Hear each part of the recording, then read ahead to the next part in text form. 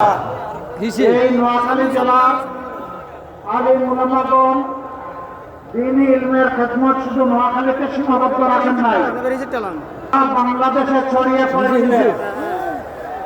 জাফলং থেকে সুন্দরবন আর টেকনাফ থেকে তেঁতুলিয়া, আপনি যেখানেই যাবেন সেখানে গিয়ে আপনি জানতে পারবেন যে তাদের আদি পুরুষদেরকে ইসলামী দ্বীনি শিক্ষা দিয়েছেন নোয়াখালীর মানুষেরা, আলিম উলামারা। আপনারা সেই গর্বিত এলাকার মানুষ।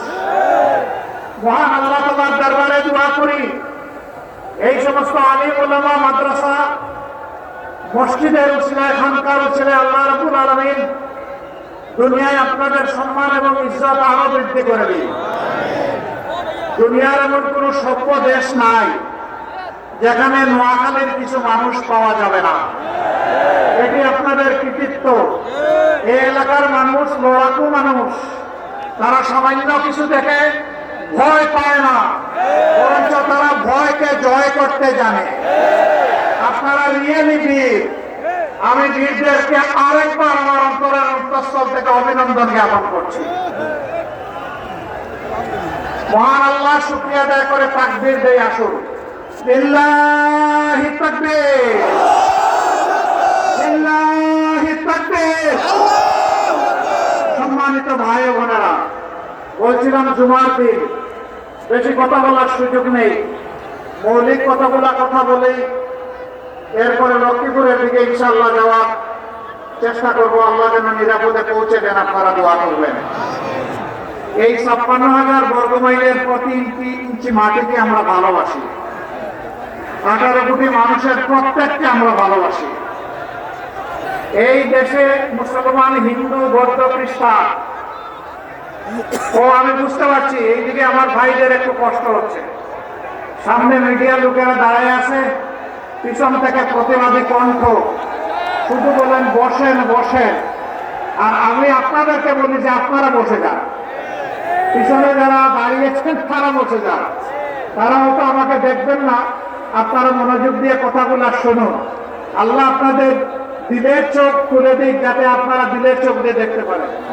আর সাংবাদিকদেরকে তাদের পেশাগত দায়িত্ব পালন করার সুযোগ দেন। ধন্যবাদ, আপনারা বসে গেছেন, অসংখ্য ধন্যবাদ। সম্মানিত নোয়াখালীবাসী,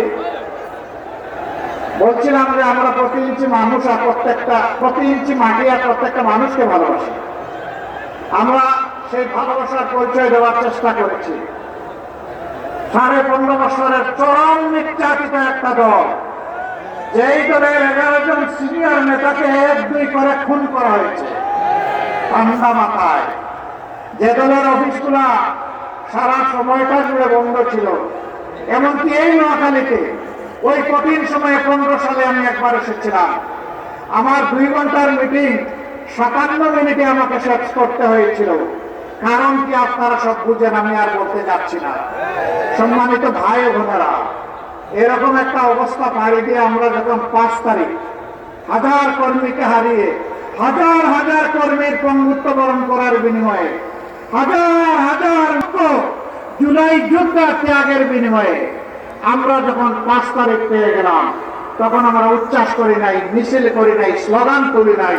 আমরা শেষ দায় করেছি আল্লাহর দরবারে শুকরিয়া আদায় করার।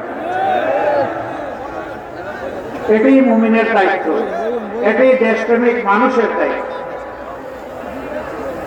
আপনারা জানেন সবগুলো অফিস বন্ধ, আমাদের নিবন্ধন নাই, প্রতীক কেড়ে নিছে, শেষ পর্যন্ত দিশাহারা হয়ে আমাদেরকে নিষিদ্ধ করে দিচ্ছে। কোন দলের ক্ষতি হয় নাই, অন্য কোন দলের নিবন্ধন বাতিল হয় নাই, প্রতীক কেড়ে নেয় নাই, নিষিদ্ধ ঘোষণা করে নাই, অন্য কোন দলের নেতাদের বাড়িঘর বোল্ডোজার দিয়ে ভেঙে দেওয়া হয় না। এই সব আঘাতগুলো, যন্ত্রণাগুলো এসেছিল জামাতে ইসলামী, ইসলামী ছাত্র শিবিরের উপর, ইসলামী ছাত্র সংস্থার উপর। দোষ কি?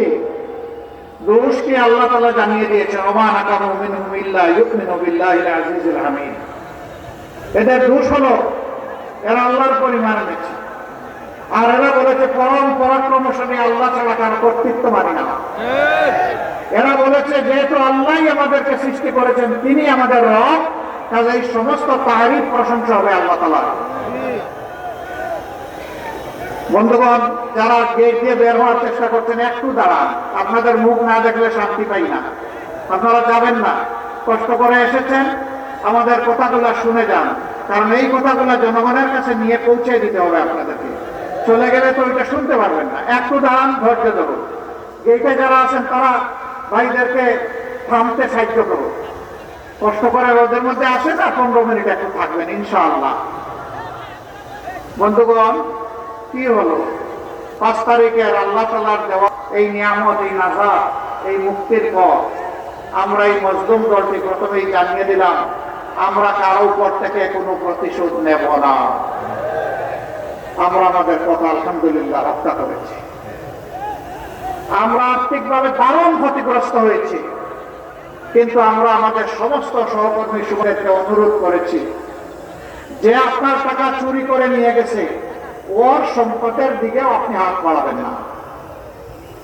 আমরা চাঁদাবাজি করি নাই, আপনারা সাক্ষী। আমরা বলেছিলাম আমাদেরকে মামলা হামলা করে নাজেহাল করা হয়েছে, খুন করা হয়েছে, গুম করা হয়েছে। আমরা মিথ্যা মামলা দিয়ে কাউকে হয়রানি করব না, কোনো মামলা